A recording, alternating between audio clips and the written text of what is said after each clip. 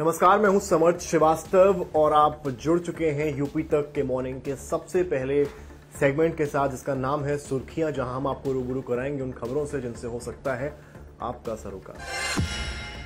UP में, देश भर में आज दशहरा है, रावण दहन होगा, बुराई पर अच्छाई की जीत होगी। कई जगह रावण दहन कार्यक्रम होगा। लखनऊ से, कानपुर से, जगह जगह से तस्वीर आपको यूपी तक को देखने को मिलेंगी जिस वक्त शाम के समय रावण दहन होने वाला है। खबरों की बात करें तो सबसे बड़ी खबर जो इस वक्त यूपी की है, एक क्राइम से जुड़ी हुई है। हालांकि यूं तो बरेली में भी कहानी चल रही है, तमाम जगह चल रही है, अतीक अहमद के बेटे का बयान भी आया हुआ है, उस पर भी चर्चा करेंगे।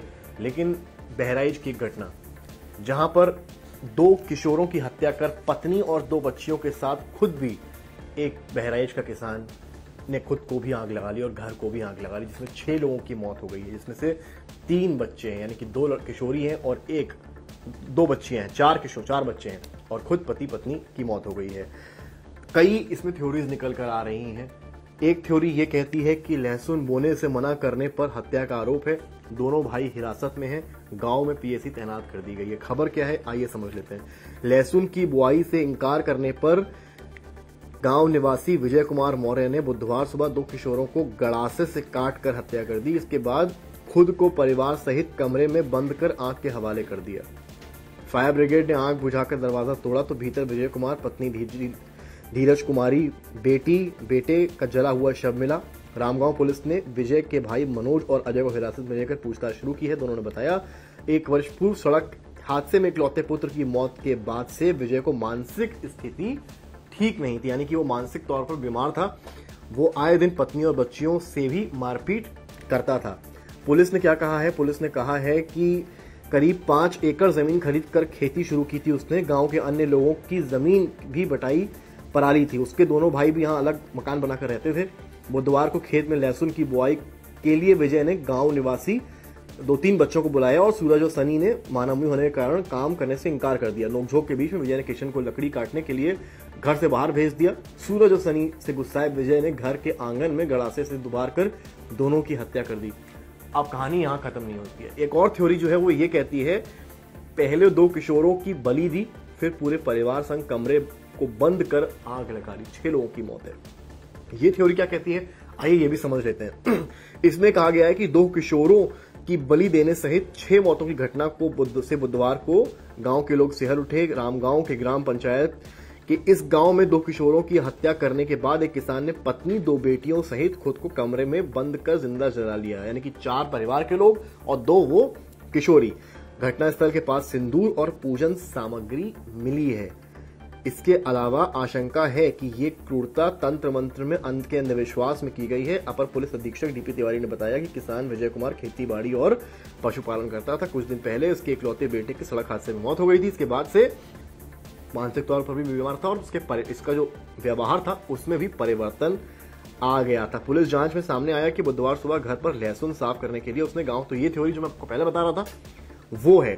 लेकिन कहानी क्या है कि इसमें एक थ्योरी ये कह रही है कि सिंदूर और पूजन सामग्री मौके पर मिलने से तंत्र मंत्र के अंधविश्वास में घटना की आशंका है। गांव में दहशत, घटनास्थल पर आईजी, आग की चपेट में 4 मवेशियों की भी कुल मिलाकर मौत हुई है। तो ये खबर है, इस पर जो है फॉलोअप रहेगा कि क्या कहानी है। वो कहानी सही है जहां पर बलि की बात है, या ये कहानी सही है जहां पर गुस्से में या मानसिक स्थिति उसकी ठीक नहीं थी, इसलिए उसने इस घटना को अंजाम दिया। अगली खबर अतीक अहमद से जुड़ी हुई है, जो कल सोशल मीडिया पर चर्चा का विषय भी बनी रही।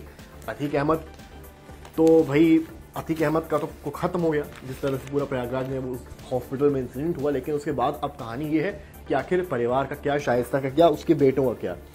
खबर ये है कि अतीक अहमद के बेटे की बैरक से मिला था कैश। क्या है खबर?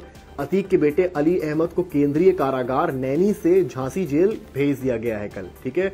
इस संबंध में शासनादेश मंगलवार देर रात नैनी जेल में पहुंचा था। बुधवार को सुबह करीब 7:30 बजे भारी सुरक्षा बल की मौजूदगी में अली अहमद को जिला जेल झांसी के लिए रवाना कर दिया गया।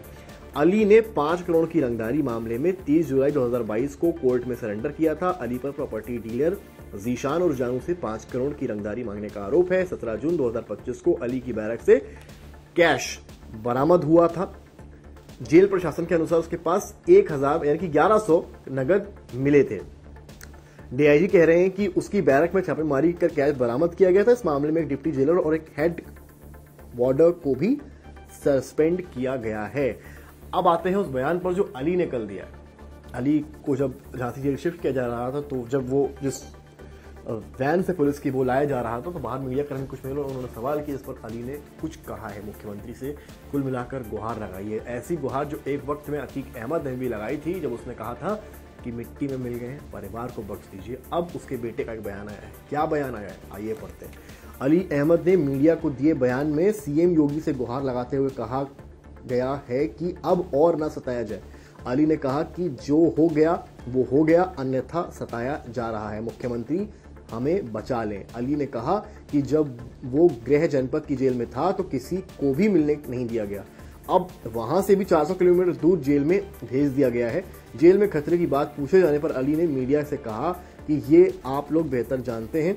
अली ने कहा कि उसे जिस गाड़ी में लाया गया उसके छोटे से चैम्बर में 6 लोग बैठे हुए हैं। अली ने कहा कि वो दिल्ली से कानून की पढ़ाई कर रहा था, उसे फर्जी मुकदमे में जेल भेज दिया गया, फिर जेल में रहते ही उस पर 8 और मुकदमे दर्ज हो गए। तो ये अली अहमद कह रहे हैं, और कुल मिलाकर ये आरोप तो लगा ही रहे प्रशासन पर। कुल मिलाकर मुख्यमंत्री योगी आदित्यनाथ से मदद की गुहार भी अली अहमद यहाँ पर लगाता हुआ दिख रहा है। तो ये भी एक अपने आप में बड़ी खबर है।